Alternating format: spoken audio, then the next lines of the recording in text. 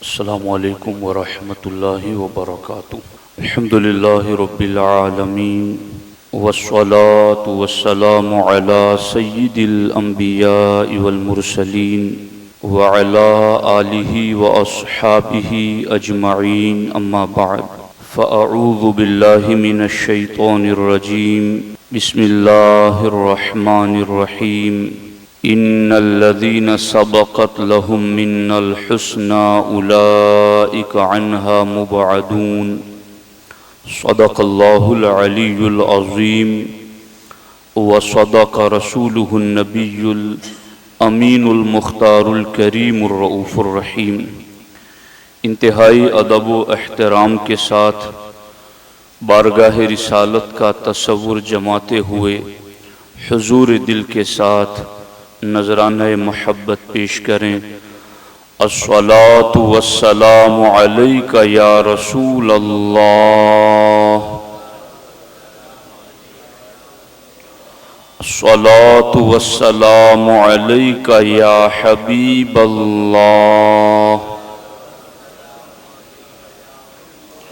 الصلاۃ والسلام علیک یا نبی اللہ، وعلى آلك وأصحابك يا نور الله، صلی اللہ تعالی علیہ وسلم۔ زاہد مسجد احمدی پر درود، حلہ پوش شہادت پہ لاکھوں سلام، در منصور قرآن کی سلک بھی، زوج تو نور عفت پہ لاکھوں سلام۔ دوستان محترم، حضرت عثمان غنی ذو النورین رضی اللہ تعالی عنہ کی سیرت طیبہ کے چند اہم گوشے موجودہ حالات میں جن کی نشاندہی ضروری ہے پیش کرنے کی سعادت حاصل کر رہا ہوں۔ دوستان محترم، موجودہ ملک کے حالات دیکھیں یا دنیا کے مختلف ملکوں کے حالات پر آپ نظر ڈالیں تو معاشی دباؤ اور روزگار کی کمی کی وجہ سے مسلسل حکومتیں حکومتی سطح پر قوم کو کفایت شعاری کا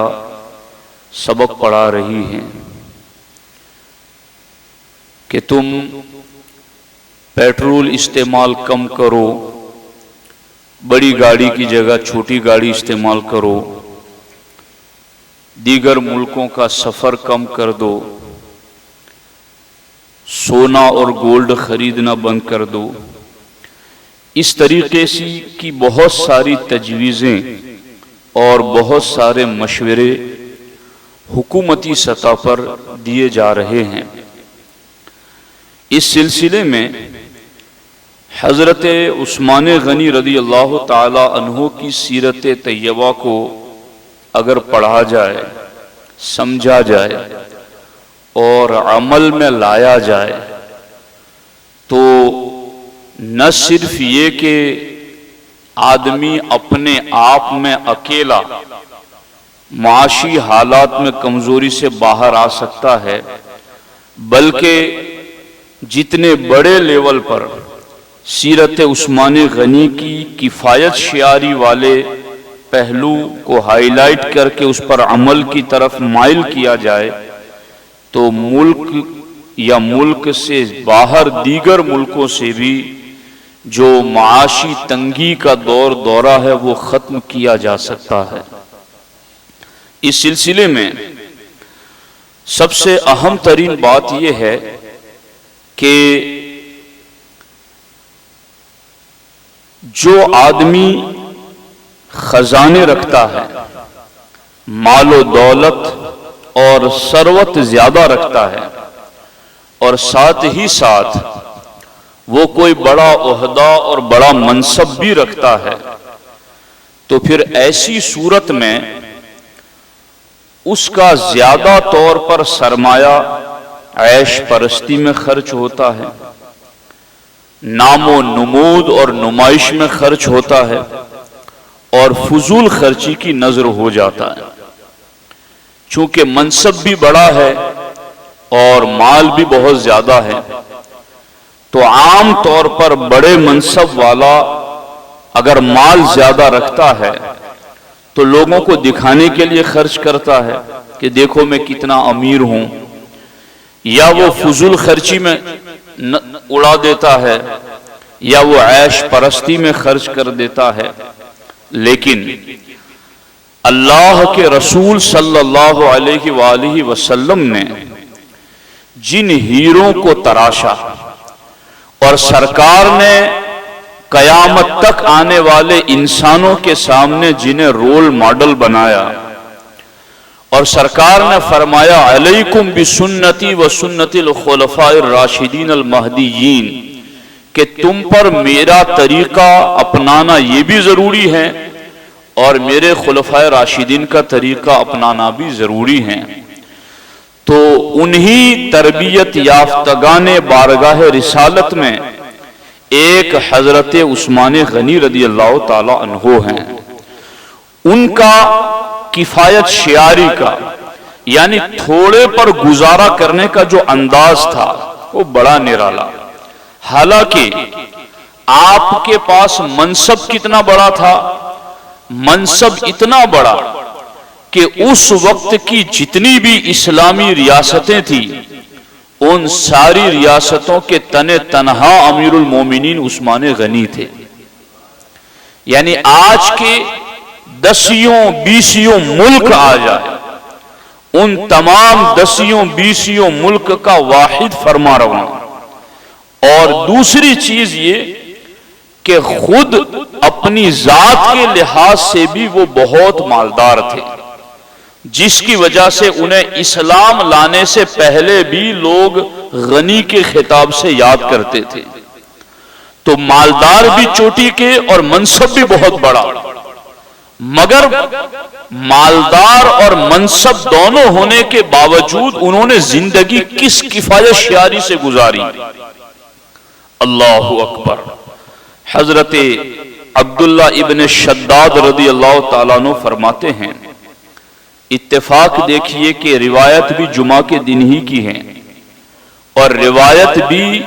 جمعہ کے دن منبر پر خطبہ دیتے وقت ہی کی ہے۔ حضرت عبداللہ ابن شداد فرماتے ہیں کہ میں نے حضرت عثمان غنی رضی اللہ تعالی عنہ کو جمعۃ المبارک کے دن منبر نبوی پر کھڑے ہو کر خطبہ دیتے ہوئے دیکھا، تو میں نے یہ دیکھا علیہ ازار عدنی غلیظ ثمنہ 4 دراہم او 5۔ فرماتے ہیں کہ میں نے عثمان غنی کو جمعہ کے دن منبر نبوی پر خطبہ دیتے ہوئے دیکھا، تو میں نے دیکھا کہ حضرت عثمان غنی نے یمن کے علاقے عدن کا بنا ہوا موٹا تہبند باندھ رکھا ہے، جس کی قیمت فقط 4 درہم یا 5 درہم تھی۔ 4 درہم یا صرف 5 درہم۔ منصب کیا ہے؟ پورے اسلامی سلطنتوں کے امیر المومنین ہیں۔ خود کتنے بڑے مالدار ہے کہ ہر کوئی انہیں غنی کے خطاب سے یاد کرتا ہے، مگر اس کے باوجود کفایت شعاری کا انداز دیکھو، جتنی چیز پر گزارا ہو سکے اس سے زیادہ اس پر پیسہ نہیں لگانا۔ اتنا بڑا منصب ہونے کے باوجود بھی آپ نے جو تہبند باندھ رکھا تھا وہ یا تو 4 درہم کا تھا یا 5 درہم کا تھا۔ دوستان محترم، اسی پر بس نہیں بلکہ حضرت عثمان غنی کے سونے کا انداز دیکھو۔ باضابطہ حضرت امام حسن بصری رضی اللہ تعالی عنہ فرماتے ہیں رأیت عثمان بن عفان رضی اللہ تعالی عنہ وهو يومئذ خلیفۃ یقیل فی المسجد ویقوم واثر الحصى بجنبه۔ امام حسن بصری رضی اللہ تعالیٰ عنہ فرماتے ہیں کہ میں نے حضرت عثمان غنی کو ان کے دور خلافت میں دیکھا کہ وہ مسجد نبوی شریف میں تنہا ایک چادر اوڑھ کر قیلولہ کر رہے ہیں، اور میں نے دیکھا کہ آپ بیدار ہوئے تو کنکریاں اور چٹائی کے نشانات جسم مبارک پر نظر آ رہے تھے، یعنی کوئی بڑا گدا نہیں، کوئی بڑی چٹائی نہیں، کوئی عیش و آرام اور عیش و عشرت پر بڑا خرچ نہیں، بلکہ اتنی سادگی کہ مسجد میں قیلولہ فرمایا، اور اوڑھنے بچھونے کا معاملہ یہاں تک سادہ کہ حضرت امام حسن بصری فرماتے ہیں کہ جب وہ بیدار ہوئے تو میں نے دیکھا کہ جو مسجد نبوی میں کنکر وغیرہ تھے اس کے نشانات ان کے پہلو پر صاف نظر آ رہے تھے۔ یہ تھا کفایت شعاری کا انداز۔ منصب بھی ہیں اور مال بھی ہیں اور اس کے باوجود کفایت شعاری ہے۔ کفایت شعاری منصب اور مالداروں کو کرنی چاہیے، جو جتنے بڑے منصب پر ہے اور جو جتنا بڑا سرمایہ دار ہے۔ اگر معاشی کمزوری سے ملک کو، علاقے کو، برادری کو بچانا چاہتے ہیں تو اس کے لیے سیرت عثمان غنی رضی اللہ تعالیٰ عنہ کا یہ پہلو نہایت قابل عمل پہلو ہے، قوم کو اس کی طرف توجہ دینی چاہیے۔ حضرت مولا عثمان رضی اللہ تعالیٰ عنہ کے بارے میں حضرت امام حسن بصری رضی اللہ تعالیٰ عنہ فرماتے ہیں کہ جب حضرت عثمان غنی کے جسم پر جب اثرات دیکھے، کنکرات کے نشانات دیکھے تو لوگ حیرت سے کہنے لگے ہاذا امیر المومنین، ہاذا امیر المومنین، یہ تو امیر المومنین ہے، یہ اسلامی ریاست کے سربراہ ہے، مگر ان کی زندگی کی سادگی دیکھو، ان کا کفایت شعاری کا انداز دیکھو۔ اسی طرح حضرت عثمان غنی رضی اللہ تعالیٰ عنہ کا لباس، طرز زندگی بھی بالکل سادہ تھا۔ آپ دیکھیے آپ کی غذا بہت معمولی ہوا کرتی تھی۔ آپ کے دسترخوان پر بیٹھنے والے کہتے تھے ان عثمان رضی اللہ تعالی عنہ کان یطعم الناس طعام الامارۃ ویدخل بیتہ فیأکل الخل والزیت۔ آپ کے دسترخوان پر بیٹھ کر کھانے والے یہ کہا کرتے تھے کہ حضرت عثمان غنی رضی اللہ تعالی عنہ رضائے الہی کے لیے میزبانی کے تقاضے پورے کرتے ہوئے دوسروں کو شاہانہ انداز کا کھانا کھلاتے تھے، لیکن جب اپنے گھر تشریف لے جاتے تھے تو سالن کے بغیر سرکہ اور زیتون کے ساتھ تناول فرما لیا کرتے تھے۔ یہ تھی آپ کی سادگی۔ اب منصب دار آدمی اور دولت اور سرمایہ رکھنے والا آدمی اگر یہ طریقہ اپنائے تو معاشی کمزوری دور ہو سکتی ہے۔ اب حضرت عثمان غنی رضی اللہ تعالیٰ عنہ کے یہ حالات اگر ہم ان کی کفایت شعاری کا تذکرہ کرنے کے ساتھ ساتھ اپنی صورتحال کا جائزہ لیں تو ہم اپنے بجٹ کا بڑا حصہ محض نام و نمود پر، دکھاوے پر، دوسروں سے آگے بڑھنے کی خواہش میں، فیشن پرستی میں اور خواہشات کو پورا کرنے میں اور غیر ضروری کاموں میں صرف کر دیتے ہیں، بلکہ اپنا مال ایسے کاموں میں بھی برباد کر دیتے ہیں جن سے شریعت مطہرہ نے صاف طور پر منع فرمایا۔ تو کیا مسلم معاشرے میں سرمایہ دار اور منصب دار لوگوں پر یہ لازم نہیں ہے کہ وہ اس وقت سیرت عثمان غنی کے پہلو کو زندہ کریں اور آپ کی سیرت مبارکہ کو فالو کریں اور ان کی زندگی کو سامنے رکھ کر کے اپنے شب و روز گزارنے کی کوشش کریں۔ حضرت عثمان غنی رضی اللہ تعالیٰ عنہ کا جو معاملہ آپ نے دیکھا، یہ تو آپ کا جو ایک پہلو، توجہ دیجئے گا، یہ جو آپ کی زندگی کا ایک پہلو ہے کہ اپنے آپ پر خرچ کے لحاظ سے یہ انداز اور دوسروں پر یا دین کے معاملے میں خرچ کرنے کا انداز حضرت عثمان غنی رضی اللہ تعالیٰ عنہ کا کیا تھا۔ آپ نے 35,000 درہم زمین کا ایک حصہ خریدنے میں لگائے اور زمین کا وہ حصہ خرید کر مسجد نبوی کو وسیع کر دیا۔ 35,000 درہم، یہ تقریباً اس وقت کی مالیت کے اعتبار سے 7 کروڑ روپے بنتے ہیں۔ اسی کے ساتھ ساتھ ایک مرتبہ آپ نے 1,00,000 درہم کے عوض بیر روما ایک کنواں خریدا اور اسے اللہ کی راہ میں وقف کیا۔ موجودہ مالیت کے حساب سے اس کو جوڑا جائے تو یہ رقم تقریباً 20 کروڑ سے بھی زیادہ بنتی ہیں۔ غزوہ تبوک کے موقع پر حضرت عثمان غنی رضی اللہ تعالیٰ عنہ نے 950 اونٹ، 50 گھوڑے اور 1,000 سونے کے دینار بارگاہ رسالت میں پیش کیے۔ اگر صرف دیناروں کی جو سونے کے سکے تھے ان کی موجودہ قیمت دیکھی جائے تو وہ تقریباً 17 کروڑ سے بھی زیادہ بنتی ہے۔ یہ تو چند مختصر باتیں تھیں اور سرکار دو عالم صلی اللہ علیہ وآلہ وسلم ان کا اللہ کی راہ میں خرچ کرنے کا انداز دیکھ کر سرکار نے ان کے روپیوں کو اپنی گود میں رکھا ہوا تھا اور بار بار سرکار اپنے ہاتھوں سے ان سکوں کو، سونے کے دیناروں کو پلٹتے تھے اور سرکار اپنی زبان اطہر سے بار بار یہ فرماتے تھے، ما ضر عثمان ما عمل بعد اليوم، ما ضر عثمان ما عمل بعد اليوم، عثمان آج کے بعد تجھے کوئی عمل نقصان نہیں پہنچا سکتا، تمہاری جنت کنفرم ہو چکی ہے، یقینی ہو چکی ہے۔ دوستان محترم، اسی طرح کا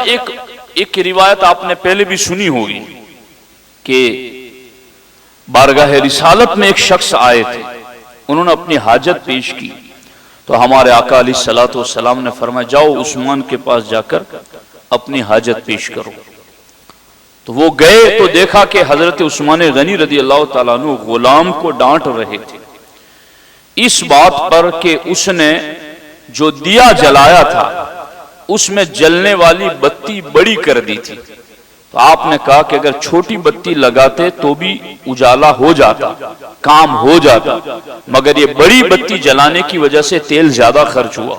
تو تم نے ایسا کیوں کیا؟ وہ شخص وہاں دیکھ کر کہ یہ تو اتنی چھوٹی چیز کے لیے جھگڑ رہے ہیں تو مجھے کیا دیں گے، وہ واپس چلے آئے۔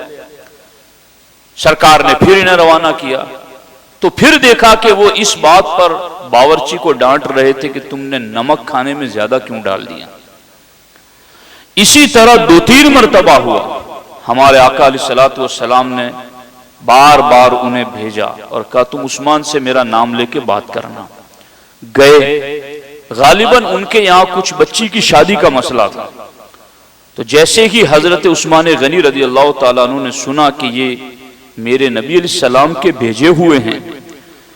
تو فوراً ان کا ہاتھ پکڑ کر انہیں اپنے اس روم میں لے گئے جہاں خزانے رکھے ہوئے تھے اور کہا کہ اس میں سے جتنا چاہے اتنا اٹھا لو۔ انہوں نے کہا کہ میں اپنی ضرورت کی چیز تو بعد میں اٹھاؤں گا، پہلے مجھے یہ مسئلہ سمجھا دیں کہ آپ تھوڑے سے تیل زیادہ خرچ ہونے پر لڑ رہے تھے، تھوڑا نمک زیادہ خرچ ہوگا اس پر لڑ رہے تھے، اور اب مجھے بے حساب دینے کے لیے تیار ہو کہ جتنا چاہو اتنا لے جاؤ، تو بات مجھے سمجھ میں نہیں آتی کہ ادھر آپ کی وہ بولی ہے، ادھر آپ کا یہ انداز ہے، ایسا کیوں ہے؟ تو حضرت عثمان غنی رضی اللہ تعالیٰ عنہ کا جواب یہ تھا، تیل زیادہ خرچ میری ذات پر ہو رہا تھا، نمک زیادہ خرچ میری ذات پر ہو رہا تھا، اور جو میری ذات پر خرچ ہوگا مجھے اس کا حساب دینا ہے، اور جو میں تمہیں دوں گا یہ میں نبی کے نام پر دے رہا ہوں، اس کا مجھے اجر و ثواب ملے گا۔ تو امت میں آج بھی منصب رکھنے والے لوگ اور سرمایہ دار لوگ اگر اپنے منصب اور سرمایہ کا استعمال فکر عثمان غنی کے مطابق کرنے لگے تو ہر خاندان سے غربت کا خاتمہ ہو سکتا ہے، اور نئی آنے والی نسل کو ایک طریقہ ملے گا۔ نئے لوگ کن کو دیکھ کے سیکھتے ہیں؟ وہ وہی اپنے سے زیادہ جو لوگ آگے چلتے ہیں ان کی لٹ کھٹ دیکھ کر کے ہی سیکھتے ہیں کہ ہمیں رہنا کیسا ہے، پہننا کیسا ہے، اپنے آپ کو دکھانا کیسے ہیں۔ تو اگر وہی منصب دار شخص اور سرمایہ دار شخص ہی قناعت پسند ہو جائے اور سیرت عثمان غنی کا مظہر ہو جائے تو نہ صرف یہ کہ اپنے علاقے سے غربت کا خاتمہ ہو سکتا ہے بلکہ اپنی آنے والی نسل کو بھی ایک راہ اور ایک طریقہ مل سکتا ہے۔ دوستان محترم، اس سلسلے میں حضرت عثمان غنی رضی اللہ تعالی عنہ کی سیرت کے چند پہلو اور بھی ہے جو میں آپ کے سامنے رکھنا چاہتا ہوں۔ حضرت عثمان غنی رضی اللہ تعالی عنہ آپ کا دل جوئی کا، دل خوش کرنے کا انداز یہ تھا کہ ایک مرتبہ حضرت مغیرہ بن شعبہ رضی اللہ تعالیٰ عنہ کے غلام کا نکاح ہوا تو اس نے حضرت عثمان غنی کو شرکت کی دعوت دی۔ حضرت عثمان غنی رضی اللہ تعالیٰ عنہ تشریف لائے نکاح کی محفل میں اور فرمایا، میں روزے سے ہوں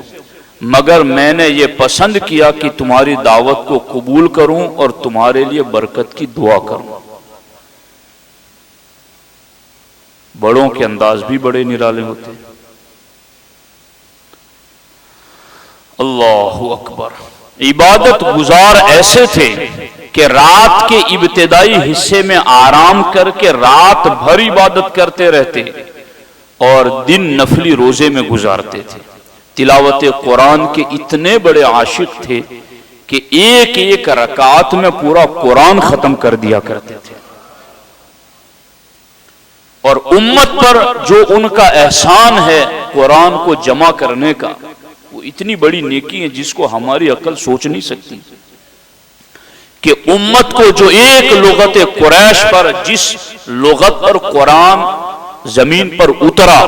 اس اصل اوریجنل زبان پر امت کو جو متفق اور مجتمع کر دیا ہے وہ حضرت عثمان غنی رضی اللہ تعالیٰ عنہ نے کیا ہے۔ جمعہ کے ہر خطبے میں امام پڑھتے ہیں نا، جامع القرآن کامل الحیاء والایقان، تو جامع القرآن سے یہ مطلب ہے۔ حضرت عثمان غنی کی باضابطہ جب شہادت ہوئی اس وقت بھی آپ قرآن کی تلاوت فرما رہے تھے۔ قرآن سے آپ کو بہت لگاؤ تھا، ہمیں بھی قرآن سے لگاؤ ہونا چاہیے، صرف زبانی حد تک نہیں، عملی طور پر۔ دوستان محترم، حضور علیہ الصلوۃ والسلام کی پیروی میں حضرت عثمان غنی کا عجیب انداز تھا۔ ایک مرتبہ ایسا ہوا کہ مسجد کے دروازے پر بیٹھ کر بکری کی دستی کا گوشت منگوایا، دستی یعنی پایا، گوشت منگوایا مسجد کے دروازے پر اور کھایا، اور بغیر تازہ وضو کیے ہوئے نماز ادا کی، اور پھر فرمایا کہ میں نے اسی جگہ اللہ کے رسول علیہ السلام کو اسی طرح کرتے ہوئے دیکھا تھا، میں نے آج اپنے محبوب کی اس ادا کو عمل میں لایا ہوں۔ حضرت عثمان غنی رضی اللہ تعالی عنہ کا معاملہ عاجزی کے حوالے سے دیکھیں، حیا اور شرم کے حوالے سے دیکھیں تو آپ کو ان کی سیرت کے ایک ایک پہلو پر عمل کرنے کا جی چاہے گا۔ خاص ایک بات کہ جب آپ اسلام لائے تھے نا تو ایک روایت کے مطابق چوتھے نمبر پر کلمہ پڑھنے والے حضرت عثمان غنی ہیں، یعنی سابقون الاولون جن کی الگ شان ہے، ان سابقون الاولون میں بھی اول جو ایمان لائے ان میں حضرت عثمان غنی، اور ایمان لانے کی وجہ سے آپ کو آپ کے خاندان والوں نے بہت مارا پیٹا، باضابطہ آپ کے چچا حکم بن ابی العاص نے رسیوں سے باندھ کر مکان میں بند کر دیا اور کہا جب تک اس نئے دن کو چھوڑو گے نہیں تب تک تمہیں چھوڑوں گا نہیں۔ حضرت عثمان غنی رضی اللہ تعالیٰ عنہ کی زبان پر ایک ہی کلمہ تھا، میرے جسم سے روح تو نکل سکتی ہے لیکن میرے دل سے ایمان نہیں نکل سکتا۔ حضرت عثمان غنی رضی اللہ تعالیٰ عنہ، عشق رسول کا معاملہ ہو، اللہ اکبر۔ سن لیجیے، حضرت عثمان غنی ادب رسول میں اس درجہ مستغرق تھے کہ جس ہاتھ سے انہوں نے سرکار کے ہاتھ پر بیعت کی تھی نا، حضرت عثمان غنی رضی اللہ تعالیٰ عنہ نے اس ہاتھ سے کبھی اپنی شرمگاہ کو چھوا تک نہیں کہ میں نے اس ہاتھ سے میرے نبی کے ہاتھ پر بیعت کی ہے۔ جب مکے میں حضور کا سفیر بن کر گئے تو مکے والوں نے کہا عثمان تمہارے ہم پر بڑے احسانات ہیں، تمہارے نبی اور صحابہ تو حدیبیہ کے مقام پر ہے، وہ آئے ہی ہیں کعبہ دیکھنے طواف کرنے مگر انہیں روک دیا گیا ہے، اور تم آ گئے ہو تو تمہیں اجازت ہے تم طواف کر لو۔ مگر عثمان کا معاملہ یہ تھا کہ چلتے بھی تو نگاہوں کے سامنے پردہ کر لیتے کہ کعبے پر میری نظر نہ پڑے۔ لوگوں نے کہا دیکھنے سے کیوں بچتے ہو، کعبہ دیکھنے تو چلے تھے، اب کعبہ سامنے ہے۔ کہا کعبہ دیکھیں گے تو محبوب کے ساتھ دیکھیں گے، محبوب کو چھوڑ کر نہیں دیکھیں گے۔ انہیں طواف کی اجازت دی گئی کہ تم طواف کر لو، تمہیں اجازت ہے۔ حضرت عثمان غنی نے فرمایا کہ ہم جب تک ہمارے محبوب علیہ السلام طواف نہیں کرتے ہم طواف نہیں کریں گے۔ باضابطہ ان کا پاجامہ اونچا تھا ٹخنوں سے اوپر، توجہ سے سنیے، ٹخنوں سے اوپر تھا، تو اس دور میں بھی جاہلیت میں کفار یہ سمجھتے تھے کہ جو غریب اور پسماندہ ہوگا جس کے پاس پیسے نہیں ہوگے وہ اونچا پاجامہ پہنے گا ٹخنے سے اوپر والا۔ تو حضرت عثمان غنی کو کہا تم تو غنی ہو اور تم نے بھی پاجامہ اس طرح کا پہن رکھا ہے۔ حضرت عثمان غنی نے کہا مجھے یہ نہیں معلوم کہ میرا پاجامہ اوپر ہے یا نیچے ہے، مجھے یہ ضرور معلوم ہے کہ میرے محبوب جیسا کرتے ہیں میں ویسا کر رہا ہوں۔ انہیں تانا دیا گیا تنگ دستی کا مگر سنت کو نہیں چھوڑا انہوں۔ تو میرے بھائیوں، ہمارے ان بزرگوں کی زندگی میں ہمارے لیے نصیحت نمونہ عمل ہے، ان کی سیرت کو پڑھیے، سنیے، اپنے اندر نکھار پیدا کیجیے۔ اللہ کریم ہم سبوں کو حضرت عثمان غنی رضی اللہ تعالیٰ عنہ کے پاکیزہ کردار پر عمل کی توفیق عطا فرمائے۔ السلام علیکم ورحمۃ اللہ وبرکاتہ۔